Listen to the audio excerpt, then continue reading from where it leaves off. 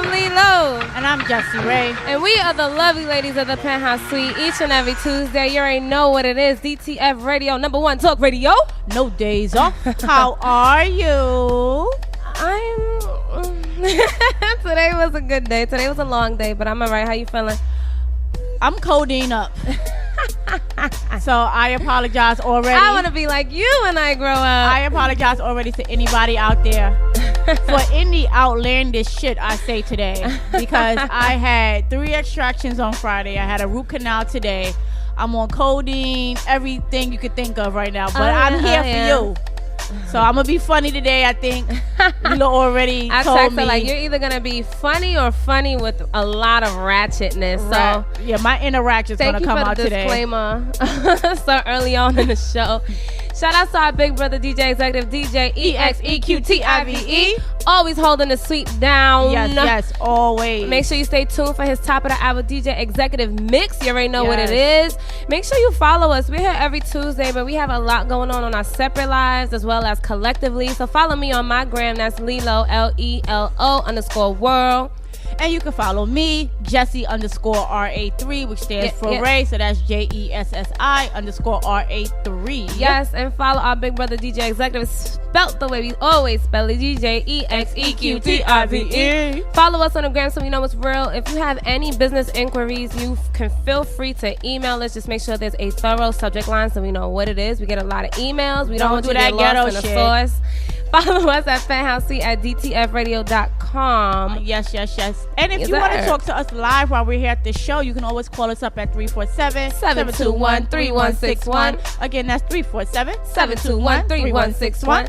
We have a lot going on today. We do. We have a very popping show. I can't wait for Portia and Mercedes to come through. Yes. So we could interview them, women that are doing their thing in the business. And in hip hop. I'm excited. It's a great thing. For those of y'all who don't know, November is Hip Hop History Month. Yes. So we're going to have a lot of great things coming up this month for you guys. So make sure you're tuning in. Make sure you're going to our website each and every day. As soon as you wake up, you roll over, you grab your phone, you go to our Instagram, and you go to our website. That's what we want you to do each and every day.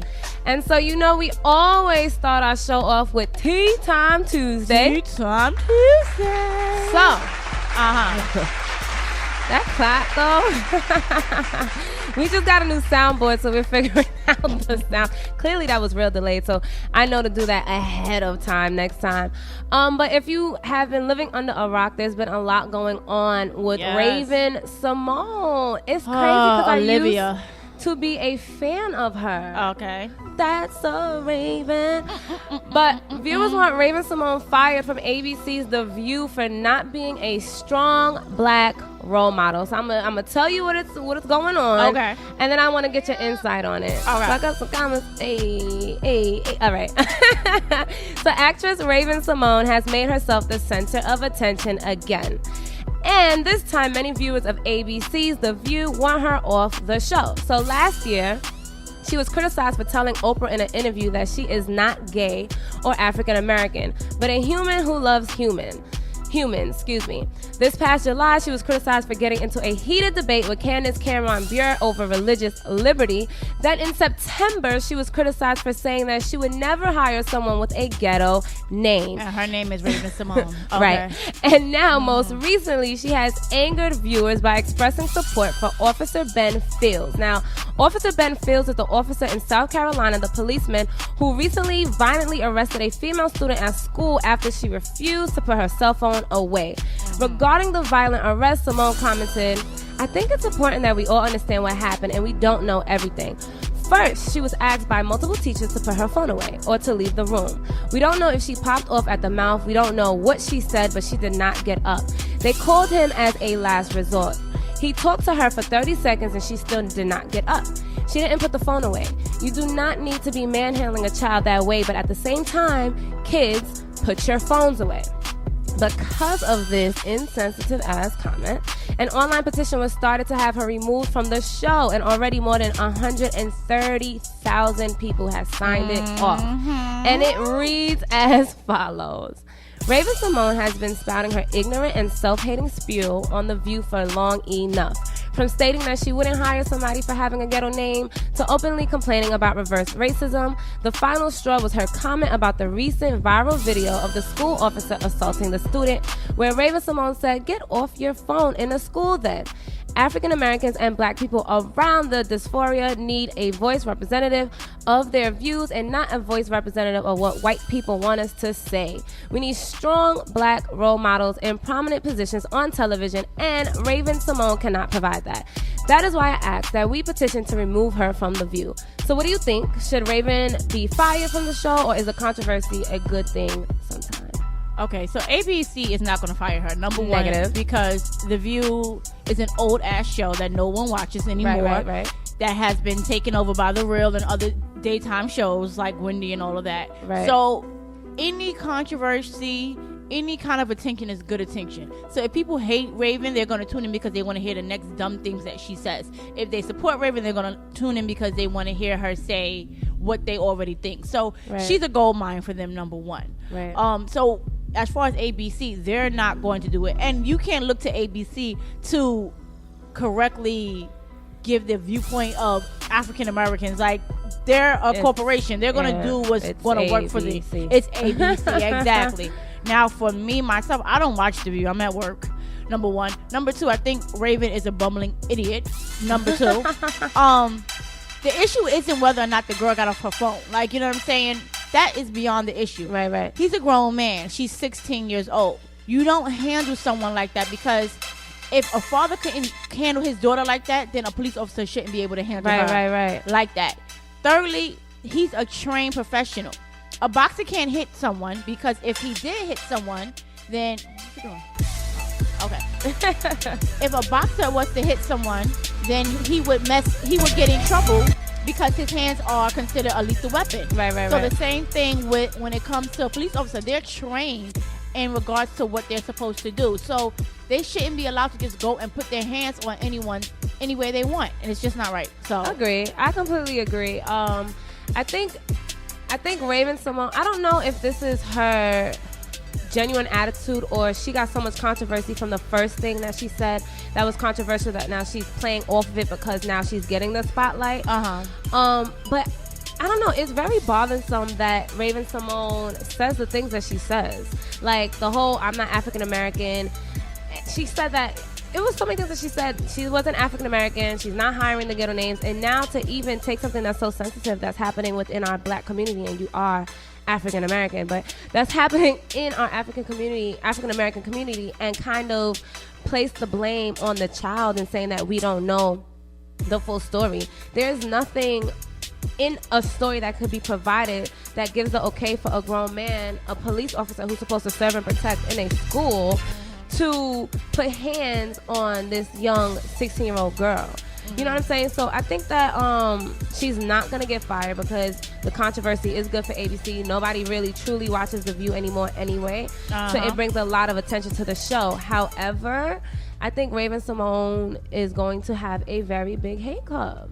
And it started already. She had 130,000 signatures within 2 days. That's a lot. I mean, ABC is not going to pull her unless the sponsors start taking their money away. Right. When sponsors start taking their money away, that's the only time that, you know, companies like ABC will start paying attention, because it's their money. So, you know, as far as Raven-Symoné, she's like an asshole. Everybody has one. Right. And that's how I kind of feel about her. I don't really care two which ways about her. I feel you. All right, well, moving on to something a little bit more positive. There's a teen mogul who opens a spa and boutique exclusively for children, tweens, and teens. Smart. She's an African-American young lady. She's a youth entrepreneur. Her name is Essence Moore. And Wait. That's a ghetto name. And she's opening up her own business? She said, wait. She spells her name Essynce.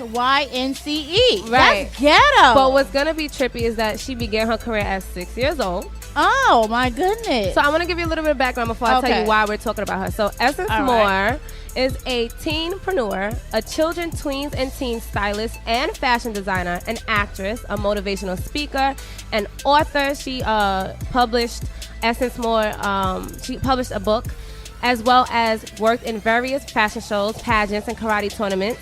She was showcased in New York Fashion Week, Atlanta Kids Fashion Week, featured in several interviews in magazines, TVs, newsprints, conferences, and is a member of the New York Youth Chamber of Commerce. Goddamn. Her resume is real. It's better than resume is real. So now as a teenager, she is currently the owner of Essence Couture and is licensed, Essence Couture University, ECU, Essence Couture Publishing, and the Center of Growing Channels of Branding that includes careers in motivational speaking, acting, writing, and fashion. She is also the author of a recently released 6th grade middle school chronicles. That's the title of her book. And yesterday, she had her grand opening for her newest business venture, Essence Couture Spa and Boutique. I need to get with along her with her 16-year-old cousin, Kalani Gomez. Another ghetto name. Oh my God. Right? Oh my goodness. Okay. So Essence says that she works hard and plays even harder, but she says that the balance is necessary. When you are an honor student, so she's an honor student, an actress, and an entrepreneur. I bet you she has her phone in school because she's a businesswoman. She has to answer her emails. She's 16. That's not trippy to you? 16. And she loves to I damn sure wasn't doing that at 16. What she was doing. Oh, she loves to recharge at the spa or have a mobile spa party experience with her closest friends. Therefore, it is only right that she expands her brand to include an upscale oasis just for younger ones to enjoy a fun and rejuvenating spa experience while checking out the latest fashion trends by Essence Couture and other designers. So, for those who want to visit the spa, if you're curious, Essence Couture Spa and Boutique is on 71st Market Street in New Jersey. And it's for young teens and tweens. That's so smart. Right, where you could throw your birthday parties, manicures, pedicures, and you're looking at fashion. Isn't that crazy? That's amazing. That's so dope. Like a friend of mine, she had an idea, and I told her she should really run with it. She wants to open up a barbershop with all female barbers. I was like, that'd be super dope. Well, what man is going to trust? If she's bad, if she's a good barber, that's true. And she's bad, dudes is gonna line up. That is very true. To they get should have haircut. a liquor license too. Maybe serve like some beer on Friday. That'll be. It gotta be like a man kind of cave. Right. Have the game on in the back. That's actually really dope. That's really dope. That's really dope. We're copywriting this, so don't nobody out there go and try and do that for real. But that no, would actually be legit. It would, right? That's dope. I mean, I applaud Essence. Number one, she is breaking the stereotype that Raven Simone put out there about ghetto names. Right. So she's an entrepreneur at 16. Right. She's an author. She's an honor student. An actress. Yeah. Motivational speaker. Yeah. You know what I'm saying? She probably has her phone in school because she's running so many businesses that she needs to have her phone. So I hope Officer Fields doesn't come in there and yank her out of her seat. And then Raven Simone will go on the show like, we don't know the whole story. Take several seats. Several seats. No, and how dare her talk about ghetto names when she, do you see her how she look on The View? Child. I'm mad she's included in the half baldies like me. Black. I can't. But shout out to Essence. I definitely want to have her on the show. I think that she's a very inspiring young woman. I think it's very important for younger women to also know that there's more things you can be in life than just a video vixen or a bottle girl or a singer. Like, there's so many things that women can do. Anyone can do, actually, like just the youth in of itself. Right. So I think it's dope of her, and I really want to applaud her parents too, because someone may just think, okay, I started a clothing line, that's it, or I wrote a book and that's it. Right. But she has so many things up underneath her umbrella, which points to the parents being there and being supportive. And saying, hey, you can do anything you want to do.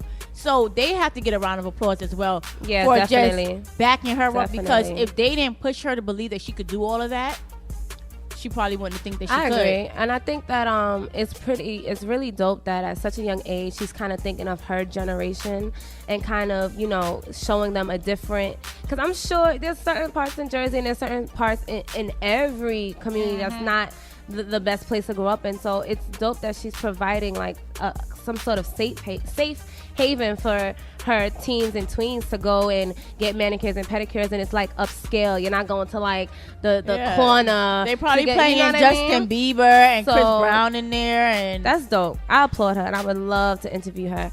And it's smart too, because you know what? Parents will spend more money on their kids than themselves. Yeah. So you think of like a mommy and me kind of spa day where, you know, if it's next door to another spot where the mom can get her nails done and the kid can get her nails done and they have all the fun colors. It's super smart. I'm mad I didn't think about it first. I know, right? We may just have to open up one in New York. Sorry. We about to partner up with you. Essence. Listen. Call us right now. Right now. 347-721-3161. Okay. And let us know how we could get in there with you, girl. Yes, girl. That codeine kicking in. Yes, that codeine is kicking in, y'all. Y'all don't even know. My eyes look hella lazy. But I don't feel no pain. No pain. Moving right along. This could be viewed as positive, but it can get a lot of backlash as well. So Eminem announced on Twitter today that he is partnering with Michael Jordan and Carhartt to release limited edition shoes honoring Shady Records. Now, the inclusion of the classic workwear brand Carhartt and their recognizable rough and rugged material gives this collaboration an aggressive look and feel that complements Eminem's signature style. The product description says, the shoe is an Air Jordan and features Carhartt canvas with Eminem and Shady Record graphics, such as a backward E, a hockey mask, and the Shady logo. This is Detroit's rapper's third collaboration with Jordan. 10 pairs of the black and gray shoes will be auctioned off November 10th on eBay, with proceeds benefiting Eminem Marshall Matters Foundation. So here's where the backlash is coming in.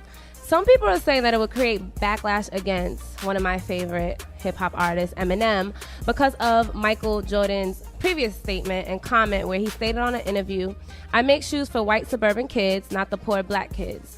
That would be like opening a restaurant for people without stomachs." So, do you think that Eminem's going to receive a lot of backlash? Do you think that it was a smart partnership and businessship move from Michael Jordan and Carhartt with Eminem? No. And it has nothing to do with Eminem or Michael. I just feel like every rapper is doing the shoe thing. Like you got OVO. Right. Now his sneakers are kind of dope. Their sneakers is kind of dope. Sneakers is dope. Everything Drake and OVO's touch has been dope lately. Yeah. So I do Kanye like has a pair of sneakers. I just feel like the sneaker route has been kind of like tap dry. Like I'm a bit over, you know, rappers coming out with sneakers and becoming fashion designers. Yeah, becoming fashion designers. Like Diddy did it, then Jay-Z did it, right. Cam did it. Like every rapper, it's like now part of the blueprint. So to me, especially because M hasn't been on the music scene like that in a long time, I don't know if he still has like that loyal or young fan base that is gonna run and get those sneakers. Number one. Number two, I would rather him come out, do something different. Like I just want to see an artist do something different. It's not gonna be like a big release. He's auctioning off about 10 pairs, so it's kind of exclusive, and they're gonna use the money to fund his Marshall Mathers what do you call it? Foundation. He don't got no money. He don't got no money to do that himself. He don't need to give out. It's supposed to be for a good cause. Number one, you make 10 pair. Those things are going to get bought by two Asians, and then they're going to put them on eBay and sell them for $50 million a piece. Right. Which is going to be outlandish, and it's just going to create a whole big problem with other people. So I personally just don't feel like that is the way to go. It's not something that I'm excited about. I don't think this nigga's going to be super dope hype. Like it's just like, okay, he's coming out with a sneaker. Yeah. All right. Yeah, I'm not fairly excited about it either. Yeah. I completely agree with you. Like, I'm over it. I think that I get the artistry. Like, a lot of the times when you are an artist, whether it's with rapping, writing music, doing radio, it's an artistry, right? So you kind of get introduced to different artistic things, and you may fall in love with it, and you may dibble and you may dabble. But for me, I kind of feel like, okay, like Eminem's releasing a sneaker, okay, and as much as I love Jordans, like that statement kind of hit me hard. You know what I'm saying? Like, there's a lot of young black kids that look up to you as a basketball player, as a basketball idol. So for me, it's like, for you to just ruin to them, he's like the basketball Obama. Like, they look at Michael Jackson, it's like it gives them Michael Jordan, it gives them faith that they can accomplish big things and be the next Michael Jordan. A lot of times when kids are playing sports, they're like, oh, I want to be like Michael Jordan, right? Or LeBron.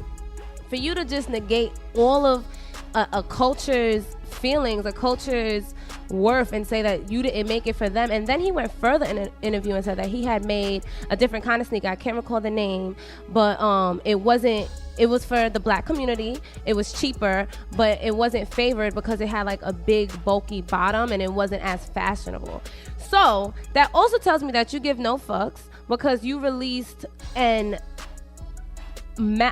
bad type of sneaker knowingly, and you said, here black people, pay for this, even though it's cheaper, pay for this, you should like this, but the Jordans aren't made for you. That's for high-end Caucasian children and parents. Like, to me, like, nah. When I heard the interview, when I was talking to other people about it, because I had heard this interview a long time ago, a lot of people, the point was made that he wasn't necessarily trying to say, I'm making this for white people and this is for black people. It was brought to him underneath the notion of, well, you have kids who are dying for these sneakers, who are standing in line all day, who are, killing each other, shooting each other. How do you feel about these kids dying over your sneaker? Right. And then that's when he was said to have said, I didn't make it for the inner city youth to be fighting and killing each other. I made it like for those who could afford it. So I'm not going to completely get on him just yet, because I've heard two conflicting stories about it. But my whole thing is, I think when it comes to just the sneaker and to Jordans have taken on a brand of themselves. You know what I'm saying? And that was thanks to the hip hop community. Like, hip hop made Jordans hot. You know what I'm saying? Right. So, and it became a fashion statement to wear Jordan. Same thing as Sims. I think what people have to stop doing is thinking that because someone is African American, that they're down for the black cause. Not everybody is. Like, people are down for the green dollar. That's true. And at the end of the day, don't nobody care if you black, white, yellow, purple, as long as you got that green. That's so true. A lot of times people get it construed like, oh, well, because you're black, you're supposed to be down. It's just like, who's the guy who was a Republican running? The black guy, I forgot his name. But you don't think you kind of just contradicted everything you said about Raven Simone then? No, I just think Raven Simone is an idiot. She's about making controversy to me. Like, I just think she's a blubbering idiot, and she's gonna say things that are shock value. I don't really think that she believes half the stuff that she says. I think she says it so that she can keep a seat there. I don't know. I think she believes it. I don't know. I don't really care about her. But you know what I mean, at the end of the day, it is for a good cause. So shout outs to Eminem. I would have rather him do headphones. It would have made more sense to me. Like, but then he would have been biting off of Dre. He biting off of Drake. That's true. And Jordan. Touche. Well, he's not biting. He's collaborating. But like, how? I don't know. I would have rather just Eminem just do like maybe like a concert to fund this foundation or something like that. An album, like, which it wasn't expensive, but the downloads, all the money made from it goes to X, Y, and Z. Yeah. The sneaker, I really don't see Eminem having a fashion sense to put out a sneaker that everybody's gonna be like, oh my gosh, we have to get that. I don't ever remember seeing Eminem in anything but that gray hoodie, a white shirt, and some jeans. Or sweat. Yeah, or sweat. Yeah. Like, I don't remember him ever wearing anything different. So when I think about sneakers, like, I don't even remember what he had on his feet, because his sweats be mad big and it can't see his sneakers. Right. So to me, like, even teaming up with Apple to come out with your own iPad or iPhone, like, something different would be dope to me. But sneakers, I'm like, somebody of that caliber, you would think. Yeah. Come out with something really dope and innovative. Like, sneakers has been ran through the ground. I'm over it. Speaking of dope and innovating, Tidal. Oh, how we love Tidal. Tidal. Birdman rub Tidal. They are really trying to take over. They are really trying to take over. They have ordered 2 new series, according to Variety. Okay. It's No Small Talk program, which profiles emerging comedians and is hosted by Cypher Sounds. Don't get gas. Don't get gas getting that money, Cypher. We see you. And it's set to premiere tomorrow. The 5-episode first season of No Small Talk features 3 comedians performing at Manhattan's Comedy Cellar in each episode, which are set to be between 25 to 30 minutes each. Okay. The other project is the 2nd season of Money and Violence. That's the come If up. they are not strategic, I don't know what to call them. Well, I mean, we're going to be on Tidal soon. Wow. Just wait on it. Give us like 2 more seasons. seasons. Shout out to Money and Violence, though. The crew's really dope. Really dope.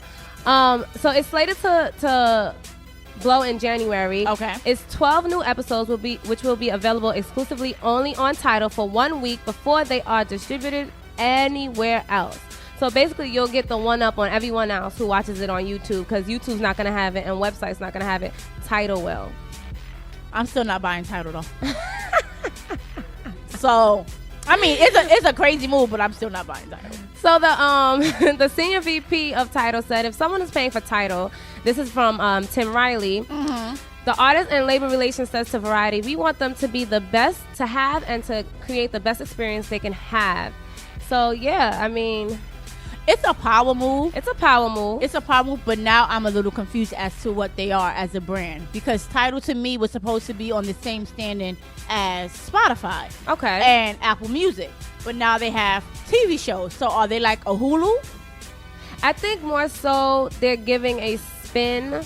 I think because there's so many things like that, like you said, like Spotify Rhapsody, that they wanted to throw something like, hiya, catch that. This is something different. And now we want to go to Tidal. And I think that they're also pulling in a different genre of people. Like now I'm sure a lot of men are going to be buying Tidal. Men don't like to spend money on stuff like that. They like to download. Women are the people that shop. Caucasian people are the people that shop when it comes to music. Mm-hmm. Men find free sites. Y'all know how to find free movies. Y'all know how to download free music. Free movies and chill. Free movies and chill. They don't even want to pay for Netflix nowadays. It's hard out here in 2015. We understand. But what I'm saying to you is that now they are grabbing that I don't want to say genre, that audience, and putting more people into Tidal, which means more revenue for them. Big power move, because money and violence is very big in the hood. Money and violence is very big amongst men. So I say kudos to them. That's a power move. But you don't think that people is gonna wait that extra week to watch it on YouTube? I think so, and I think that some people are thirsty. I think that when you put it out there, like they're doing Tidal concerts, Tidal has new music, exclusive stuff from Nicki, Beyonce, people are gonna jump on something that's new and refreshing, especially when a mass majority of people are doing it. It's more so, oh, you're doing it, that makes you cool, so I'm gonna do it. Except for the more conscious people who'll be like, nah, I'm gonna just wait for that week. You know what I think? I think it's like a catch-22. Yeah. Because honestly, like Tidal, what they're doing is really innovative and it's really dope. But then I think also the fact that you have memes, the fact that you have YouTube, the fact that you have Vivo, and you have Instagram, a lot of times like it kills whatever buzz they were trying to get. Like I haven't seen Drake's entire video for Hotline Bling, but I feel like I've seen the whole video because it's all the memes, you know what I'm saying? Yeah. Or the same thing with Nicki and Beyonce video. It was like 3 weeks before I saw the actual video, but I didn't feel like I missed anything because it was so many memes that people can screenshot. People have so many ways of getting it. Right. So to me, it's like, especially when it comes to videos, like I don't know how it may work with TV shows now that they have money and violence. I think that it may be something different, but especially when it comes to like videos, like Vivo and YouTube killed any type of like music channel videos. Like it killed 106 in Park, TRL, all of that, because it's just like, I think reality TV killed that too, to be honest. I don't think it was just that. I think it was reality TV. No, I'm just saying in the sense of watching videos. Like, oh right, yeah. Before YouTube, definitely. you had to go into MTV or BET to wait for a video. Now you go on YouTube, check it out. You can watch 3, 4, 5 times, however many times you want. The comedian show, I'm not really too crazy about that. I don't think that's going to pull anybody. I think the money and violence thing may be dope, but I'm also concerned as to whether it'll keep its authenticity now that it's on Tidal, a public platform. And I think that money and violence, and that's going to be the last thing we say. We're going to go to a music break because we know we've been blabbering for a very long time. But I think money and violence, their team is going to make a spin off of it. Like, maybe like a giveaway or something for the audience that listens to it or can answer certain questions from the show. Like I think they're gonna work together as a force to bring people to Tidal.